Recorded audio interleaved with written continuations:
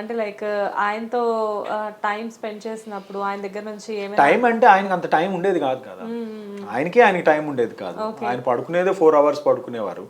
So ఆ టైంలో ఎంత టైం మనం ఆయనతో టైం స్పెండ్ చేయగలం, ఆయనకి అలాంటి ఎంటర్టైన్మెంట్స్ అట్లాంటివి ఏమి ఉండే కాదు కదా. Only probably person who spend maximum time is ma'am in his life. So ఆ టైంలో ఏదన్నా బట్ నాతో పెద్ద ఇంటరాక్షన్ అంటే కలిసినప్పుడు ఏదైనా టిఫిన్ చేయటము, లేకపోతే రేర్లీ ఒక్కొక్కసారి డిన్నర్ కలిసి చేయటము అట్లా ఉండేది. కానీ ఏమైనా సజెషన్స్ ఇచ్చేవారా సార్?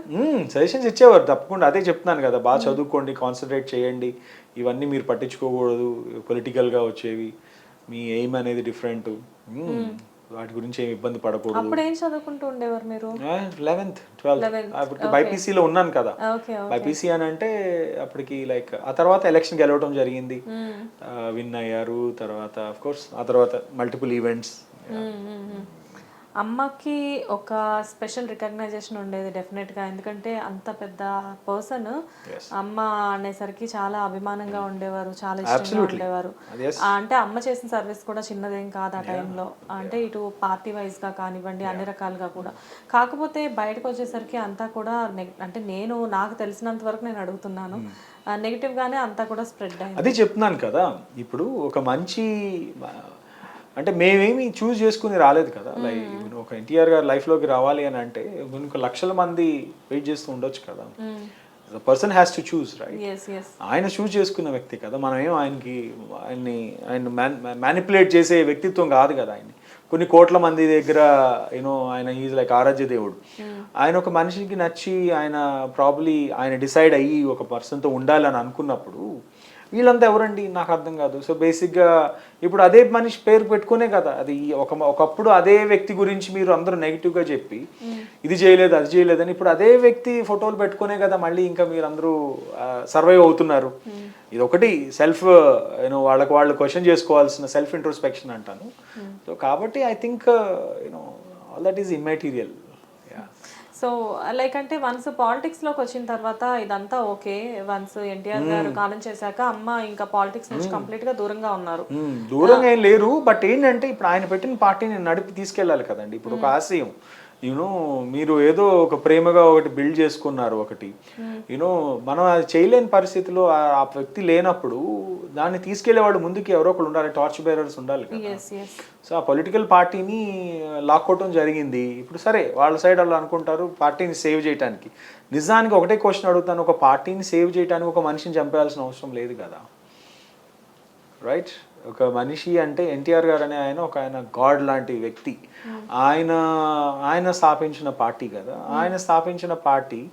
ఆ పార్టీ ఆయన ఏమన్నా చేసుకుని ఆయన ఇష్టం. సరే రేపు అనుకుందాం ఆ పార్టీ వల్ల ఏమైనా నష్టం వస్తుందా, ఆ పార్టీ వల్ల పార్టీలో ఏమైనా అవుతుందా, అది సెకండరీ.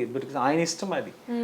ఆయన ఎప్పుడు ఇన్ని సంవత్సరాలు ఎప్పుడు ప్రజల కోసం పనిచేసిన వ్యక్తి ఆయన పార్టీని ఒక వ్యక్తి కోసం పోగొట్టుకుంటాడండి? పోగొట్టుకోడు కదా, చేయరు కదా.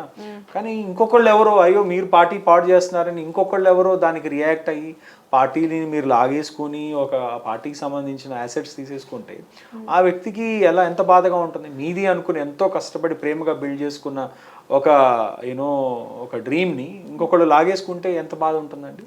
So I think probably that is what has caused అదే బేసికలీ మాట్లాడే వాళ్ళు ఏమన్నా 100 things they will speak, but this is me who I was in the situation. కాబట్టి నేను మాట్లాడేది is of course the most reliable part. Okay, ఎందుకంటే మిగతా ఎవరు చెప్పినా నేనున్నానని 100 మంది నేను ఇప్పుడు అప్పుడప్పుడు చూసి నవ్వుకుంటూ ఉంటాను.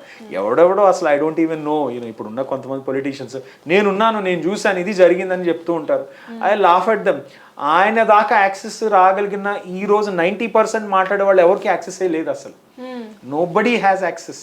మరి అంతా చాలా మంది చెప్పుకుంటే అదే ఇప్పుడు మీడియా కూడా ఎట్లా అవుతుంది అంటే దాన్ని ప్రొజెక్ట్ చేసేసరికి 1,00,000 మంది చూసేసి ఇదే జరిగిందని. ఇన్ఫాక్ట్ పోయినసారి రామ్ గోపాల్ వర్మ గారు ఒక లక్ష్మీస్ ఎన్టీఆర్ అని ఒక సినిమా తీశారు.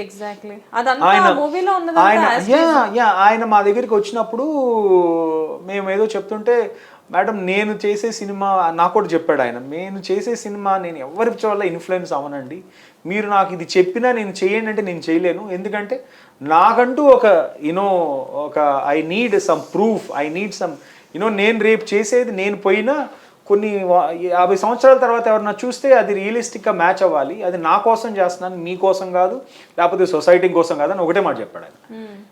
ఈ సైడ్ సొసైటీ కోసం అసలు కాదు, ఇది నా కోసం, నా రీసెర్చ్, నాకు interest. How can an NTR like person, legend, how can he fall for someone like you, and then what has happened? So his curiosity was that.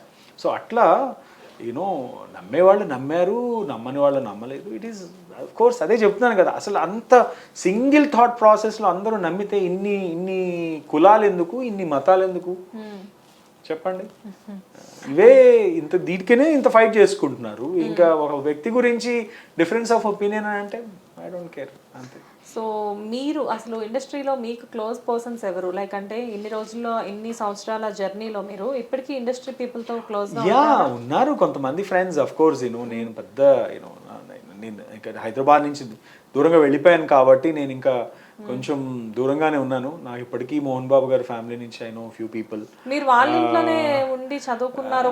లేదు, నేను హాస్టల్లో ఉండేవాడిని. హాలిడేస్కి వచ్చినప్పుడు నాకు ఇప్పుడు ఇక్కడ బంజారాహిల్స్ ఇంట్లో ఉంటే నేను ఏం చేస్తాను, 24/7 ఆ రూమ్లోనే కూర్చోవాలి కదా.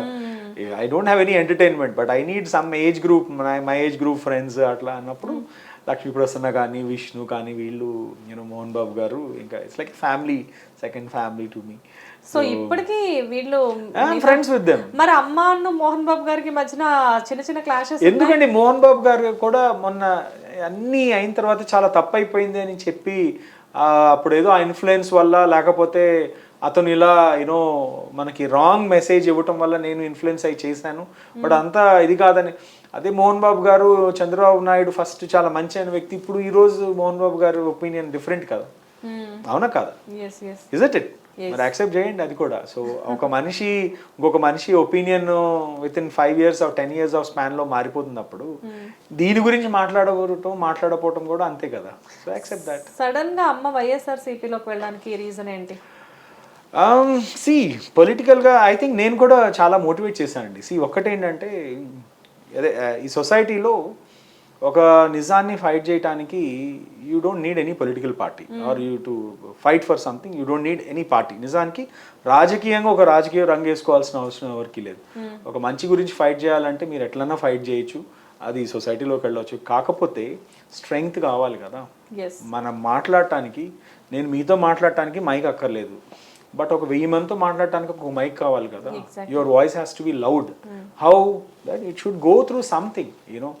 ఎన్టీఆర్ గారు పెట్టిన పార్టీ అనేది ఎన్టీఆర్ గారితో లేనప్పుడు, ఆయన్ని తోసేసిన పార్టీ, ఆయనని వాట్ ఎవర్ బ్యాక్ స్టాబింగ్ చేసిన ఒక వ్యక్తి నడుపుతున్న పార్టీలోకి మనం సైడ్ తీసుకోలేము కదండి.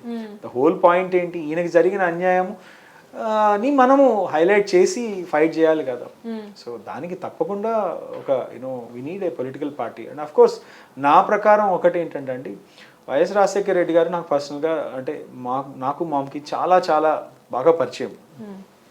ఆ ఫ్యామిలీ చాలా మంచి వ్యక్తి అండి. వైఎస్ రాజశేఖర రెడ్డి గారు చాలా మంచి వ్యక్తి. అంటే ఎవరితో అయినా చాలా బాగా మాట్లాడతారు, ప్రాబ్లమ్ని అర్థం చేసుకుంటారు, వెంటనే దానికి ఏమైనా ఇష్యూ ఉందంటే రియాక్ట్ అవుతారు. సో ఆ విధంగా నాకు బాగా పరిచయం. ఇన్ఫ్యాక్ట్ ఆయన పరిచయం, ఆయన పైన ఉన్న అభిమానంతో మనం బేసిక్గా జగన్ గారు పార్టీ పెట్టినప్పుడు ఒక సింగిల్ అంటే ఒక సన్ ఒక ఫాదర్కి జరిగిన దీనికోసం ఫైట్ చేస్తున్నాడు. ఒక దీనికోసం మనమన్నా సపోర్ట్ చేయాలి. మన అనుకున్నప్పుడు ఏదన్నా మన ఫ్యామిలీలోనే అనుకోండి, ఎవరికైనా ఒక ప్రాబ్లం ఉందంటే మనం అందరం కలిసి సపోర్ట్ చేస్తాం కదా. సో అదేవిధంగా ఒక ఫ్యామిలీ మెంబర్కి సపోర్ట్ చేసినట్టే ఆయన ఏం సీఎం అవుతారనో లేకపోతే పిఎం అవుతారనో మనకు తెలుసా అండి? ఆ రోజుల్లో ఎవరు ఉన్నారు, ఎవరు లేరు. ఒక 10 మంది ఉన్నారు, 15 మంది ఉన్నారు ఆయన పక్కన. అంటే ఏది వస్తుందని మనం జాయిన్ అవ్వచ్చు. ఇప్పుడు ఒక పవర్ ఉన్న చోట వెళ్తే సరే ఏదో ఎక్స్పెక్ట్ చేసి పవర్ దగ్గరికి వచ్చారని అంటారు. ఏమీ లేని వ్యక్తి దగ్గరికి వెళ్ళి మనం ఆయనకి సపోర్ట్ చేస్తున్నామంటే అక్కడ మన మైండ్లో ఏముంటుందండి? ఆయనకు మెంటల్గా మనం మోరల్గా ఒక సపోర్ట్ చేయాలని. అది అంతే. ఒక చిన్న అబ్బాయి, ఆయన నేను మామ్ అనుకొని ఆయన ఏదో ఒకటి కార్యం తలపెట్టారు కాబట్టి మనం సపోర్ట్గా ఉండాలి. ఈ టైంలో ఏదన్నా కానివ్వండి, సీఎం అవుతారని ఆ రోజు గ్రహిస్తారు ఎవరన్నా చెప్పండి? లేదు కదా.